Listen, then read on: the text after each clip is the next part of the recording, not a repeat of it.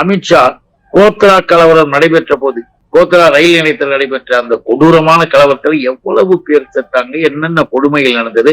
அந்த கலவரத்தில் one of the accused Amit Shah, ஒரு அக்யூஸ்ட் அமித்ஷா இந்திய துணைக்கண்டத்தின் இன்னைக்கு உள்துறை அமைச்சர். அந்த லட்சணம் தான் இந்த அழகுல இருக்கு.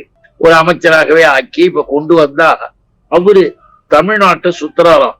தமிழ்நாட்டுல திராவிடத்தை வீழ்த்தணுமா, திமுகவை வேறுடி மண்ணுமா இழுத்தணுமா, அதுக்கு என்னென்ன செய்ய முடியுமோ அவ்வளவும் செய்யறாராம். ஏன்னா சொல்றது எல்லாமே பொய், பேசுவது எல்லாமே பித்தலாட்டம். எதையாவது ஒண்ணு அமித்ஷா நம்முடைய தமிழ்நாட்டுக்கு, தமிழ்நாட்டு மக்கள் மகிழ்ச்சி அடையக்கூடிய அளவுக்கு நாம ஒண்ணு அதிகமா கேட்கல. நம்முடைய முதலமைச்சர் தெளிவா கேட்கிறாங்க, ஆனால் எங்கள் வீட்டு பிள்ளைகளின் கல்வியில ஏன் கால வைக்கிறேன், ஏன் அந்த கல்வியில மண்ணை போடுற வேலையை பாக்குறேன். 2152 கோடின்றது என்ன விஷயம்? தமிழ்நாட்டினுடைய கல்வித்துறைக்கு யூனியன் கவர்மெண்ட், உன் கவர்மெண்ட் கொடுக்க வேண்டிய அந்த பணத்தை ஏன் கொடுக்கல?